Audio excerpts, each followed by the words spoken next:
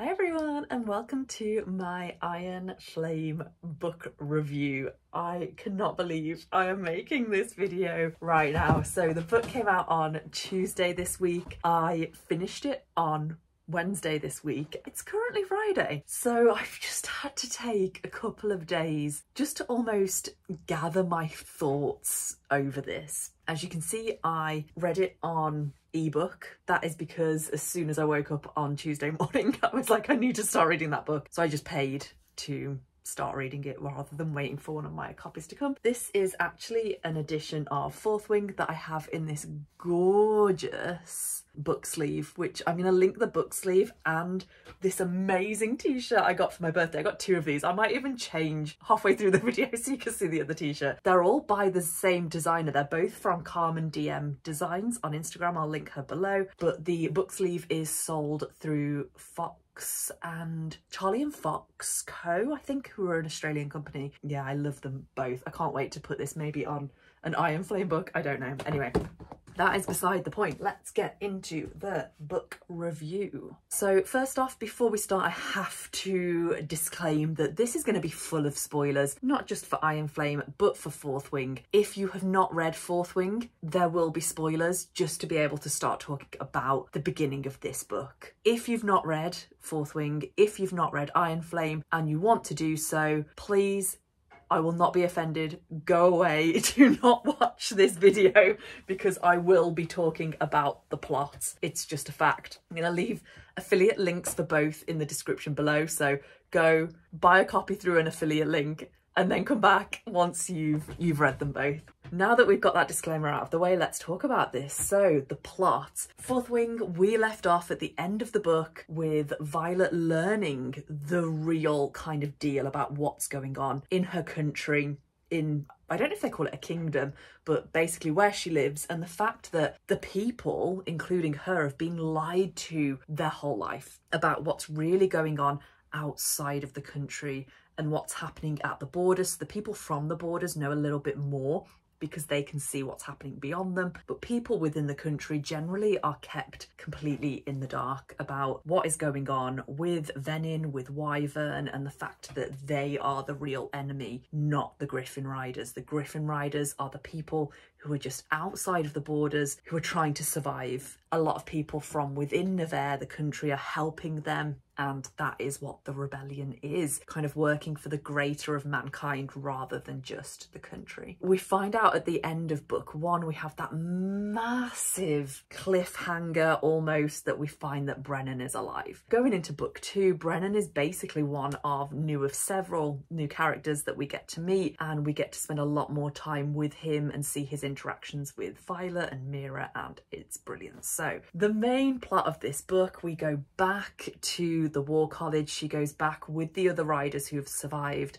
They act like nothing went on and they have to basically keep it a secret, and a huge part of the beginning of this book is Violet keeping this secret from her friends, saying that it wasn't just a battle with Griffin Riders where Liam died, it was a battle against the Venin and the Wyvern, and she knows this bigger what happened. So we go back to the War College. We see kind of her and Xaden and how their relationship progresses, because obviously he's left now, she's still there, and they only get to see each other every other week. So every weekend, so every other week they take it in turns to fly to each other. He's been stationed on the border in the far south, and we get to see their relationship progress. So what I found really interesting about this book is that she did write it in two parts, and I get the feeling that maybe it wasn't originally written that way, and maybe it was just written in one book and then the publishers turned around and said, this is two books.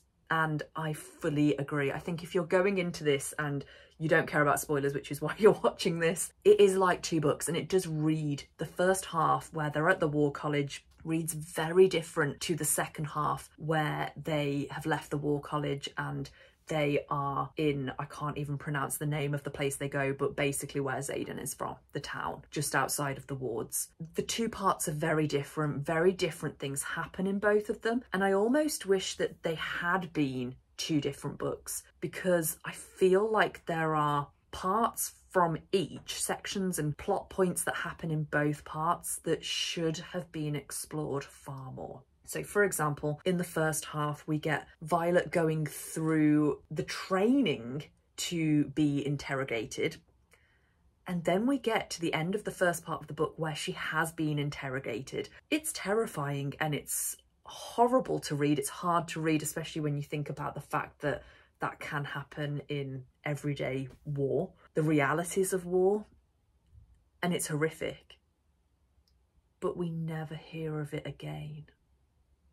It's not changed her as a character. It doesn't really come back into it. And I feel like maybe I'll put this down. I feel like such a huge part of what happened. Maybe I won't put this down because I don't think it's going to stay. I would have thought that they would have explored it more afterwards, or it would have come up again at least. Anyway, I told myself I wasn't going to go into the negatives of this. I was going to stick with the positives. So we have got the two parts of the book, and I think that that was good, the fact that it has been separated into two. Other things that I really enjoyed about this book, I really enjoyed the new characters. So I enjoyed having Brennan and a lot more of him. I enjoyed the first years that we really got to know. So Liam's sister, I'm going to forget all of their names now. What was Liam's sister called? I can't even think. I should point out that my chronic fatigue's really bad at the moment as well, which affects my brain. I get a lot of brain fog with my chronic fatigue, so I forget things that I feel like I should really remember, because the me when I'm fully healthy would remember them. So yeah, I can't remember Liam's sister's name, but we meet her and that's really interesting, her relationship with Violet and how that changes throughout. We meet, again, I can't pronounce it. I want to say like Airy. He is one of the children of the king, and he's there in the war college almost undercover. And Violet and Dame both know who he is because of their upbringing, and basically they keep his secret for him. And we get to know more of him as the book goes through. So I enjoyed his character and how that interacted and what we knew from him and what we know about him. And then we get the Griffin Riders, especially Kat. And I think her character is necessary. I also like how her character changed throughout the book. I would love to see more of her in the future, and all of them, to be honest. I think that would be really good. Other good plot points, I loved the dragons. Oh my gosh, the dragons in this book. Oh, they were so good. So I loved Ten and Sagal. We didn't see so much of her in this one, so we got to see a lot of Ten, and I love the way he speaks to Violet and basically backs her up. So in the first book, one of my criticisms was that Violet was very naive and she read very young. I do feel like we've seen a lot of her progression in this book. I feel like she's really matured and she's lost a lot of that naivety. But I also feel like Ten is there to really back her up when she's doubting herself. He will remind her, I chose you for this reason. I chose you because you are strong. I chose you because you are, etc, etc. And I really liked that. You've then also got the progression with Andana, and Andana really made this book for me, to the point where I've called my dog Andana ever since reading this. I was like, I'm renaming the dogs. So Flower, who is like my golden dog, she's like a white, she's a Labrador cross husky, but her face and her colouring at the front looks like Labrador. Yeah, I've renamed her Andana, and then I've renamed Poto the husky Tan, which has, or Tan, which has no, you know, he's not a black dog, he's a white dog with black spots. But anyway, so Andana, I thought she was amazing, and the progression that we've saw with her, which I absolutely saw coming, because at the end of book one, obviously, we know that she's a baby dragon, we know that she's gonna grow. I almost saw where this was going in a way. I've got another couple of ideas which I'm not going to share because they didn't come up in this book, but I knew that she was going to grow into something amazing. Almost more amazing than Tarn, potentially. We've not got there yet, but yeah, I loved that. I loved that we saw her grow physically. I loved that she went through the teenage years and the sarcasm that we got off her, that she learned off Sagal, which was amazing. And I loved basically that, again, she helped to save the day near the end of it. I also loved that with this, it was almost like another we've won the battle but not the war, which is what we got in book 1 as well, but this battle was on a much bigger scale. I did quite enjoy that. I enjoyed a lot of Violet and Xaden's relationship and how that progressed, but we do know that through a lot of it, there was this whole thing about secrets and questions, and he was constantly like, I need you to ask me the questions. I will tell you when you're ready to know and you're ready to ask me. And she was like, why don't you just tell me? And it got a little bit tired. It did. By the end, I was like, oh my gosh, just tell her. Like, stop expecting her to be able to ask the questions. If you've got secrets, tell her. So that comes on to one of the big secrets that did come out, which I already knew. And I even spoiled in my video of the whole, I reread Fourth Wing so you don't have to. In that video, I said the big secret. And when I read this, I was like, did everyone not know that? The idea that he has a second signet, obviously his first signet is that he is a shadow wielder. The second signet being that he can basically read minds, he's an intrinsic. And we learned in the first book, and I kind of almost forgot about this, that intrinsics are basically illegal. So one person becomes an intrinsic, a mind reader, and the professor kills them on the spot as soon as it comes out. I picked this up, especially at the beginning when Violet first bonded with Tarn. We saw a lot of Xaden's reactions to Violet. So she would think something and he would almost react to it. And I'm going to include a clip from my video where I said he can read her mind. On the other side of it, we still haven't got to the actual point where she knows that Xaden can hear her thoughts as well. We obviously know that Tarn can hear her thoughts and they can talk, blah, blah, blah.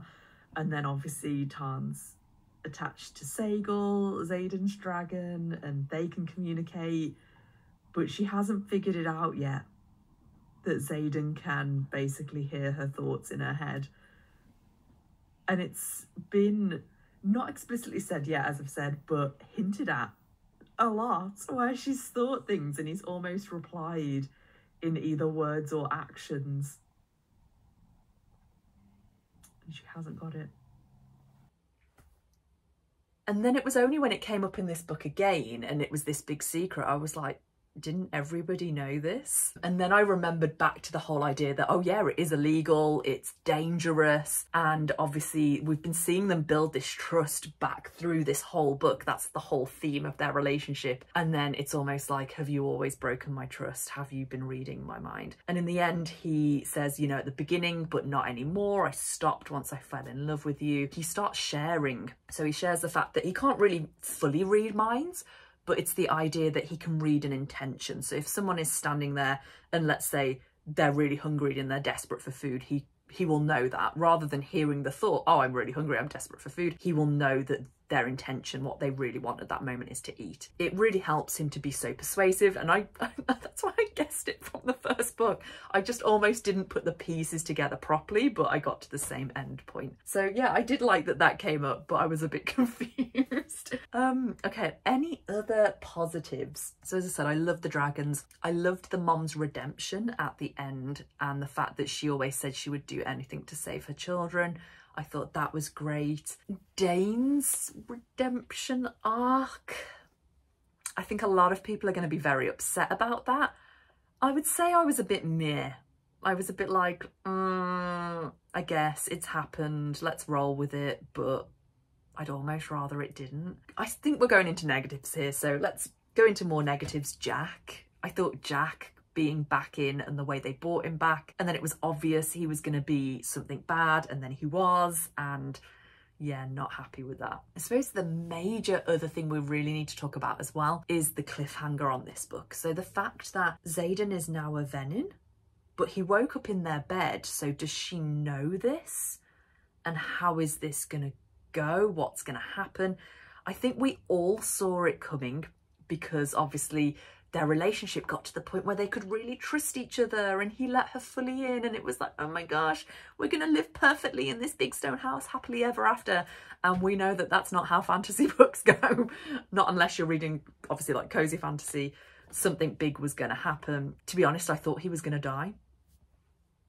that was where I thought this whole thing was going to go. And I got this from the first book as well. I thought about this after I did my I Read Fourth Wing video and talked about my thoughts and feelings. I thought after this, I thought, well, they're stuck together. Xaden's life is tied to Violet's because of the dragon bond through Tarn and Sagal. But Violet has a second dragon.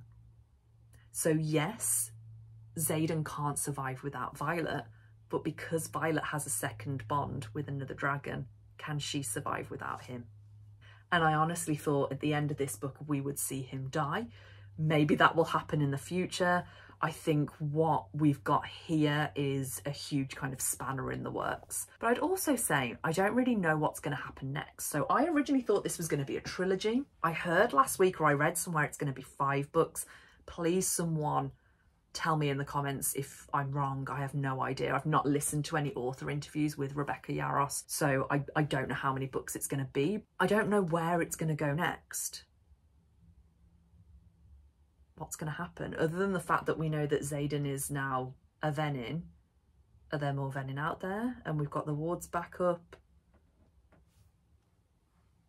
I don't know. Again, if you've got any thoughts or feelings on that, please discuss. What do you think is going to happen next? Going into some more positives about the book, I like that there wasn't too much of the romance in here. I feel like there was enough. I feel like it didn't kick in very quickly, and that was obviously on purpose, because with any kind of romance you need that build up, you need that tension, you need that angst, and I felt like the way she did that was very clever, with the fact that at the beginning there was the trust broken, so they wouldn't even kiss each other, and then they got to the point to kissing, and then they got to the point of obviously more. I feel like it was built up well. I did like the romance scenes, but I'm glad that she didn't put too many in. I feel like it was a bit more tame compared to Fourth Wing, and actually I enjoyed that. As I said, I am here for the dragons more than I am here for the romance. The romance is okay, but yeah, I'm glad it wasn't too overpowering. I also thought that the world building here was much better. I think that the idea that the fact that we already had the world built for us in Fourth Wing really put those foundations down, even though it maybe wasn't built very well. But when we get into the second book, I feel like the foundations are there, so we don't need to rebuild them again. I do feel like extra bits were added in to kind of make more things make more sense, and I think that that was done quite well. Yeah, I was quite happy with the world building there, and with the extra bits of world building that we got, I thought that they were done very well. So overall, again, did I think this book was perfect? No. I feel like there are loads of flaws still with this, but did I enjoy it? Yes, absolutely. I read this in just over 24 hours. I started at about 9:30 on the Tuesday. I did have a bit of work Tuesday evening, so I finished it off on the morning on Wednesday, and I devoured it. I absolutely devoured it, to the point where I will reread it again. Probably not anytime soon, but I know that I do want to do a reread. I already can't wait for the third book, and we've had no announcement of how long we'll have to wait. Everyone is under the assumption of a year, but again, unless anyone has heard Rebecca Yarros say that in an interview or something, please let me know. I really want to know. Anyway, I'm going to change my t-shirt so you can see the other one. So getting in the body shot so that you can see it all. It's got the different dragon tails on. I think this is awesome. Honestly, she's got so many really good designs. If you are a Fourth Wing fan, definitely go and check her. Oh, she's awesome. Okay, so I am struggling to think of anything more to say, which is mad because I've just been like verbal diarrhea with everything about this book. I haven't really kind of been very constructive with things. I've just told you the plot, what I thought was good, what I thought was bad. But as I said, I loved it. I can't wait for the next one, but I am also very happy to hear criticisms about this book. I did say that word right, because the writing isn't perfect, the world building isn't perfect, but it's addictive. It's so addictive, and the escapism I found through this was brilliant. I just thought it was magical, literally. Anyway, so just a reminder that I'm going to link everything in the description below. So I will link the t-shirts and Charlie Fox and Co. I can't remember the name for the book cover jacket. They're not going to be affiliate links because I don't have affiliate links set up with Etsy, just in case you want to see them. As I said, the books will be linked. Otherwise, I hope that you all enjoyed as much as me. I know there are a lot of people who haven't. I've been looking at Goodreads reviews, but let me know, what did you think? And let's talk. I need to talk to somebody about this. I've already told Ash everything that happens, even though he's not read either of the books. Anyway, I hope you have a lovely rest of your day, whatever you're up to, wherever you are, and I will see you in the next one. Bye.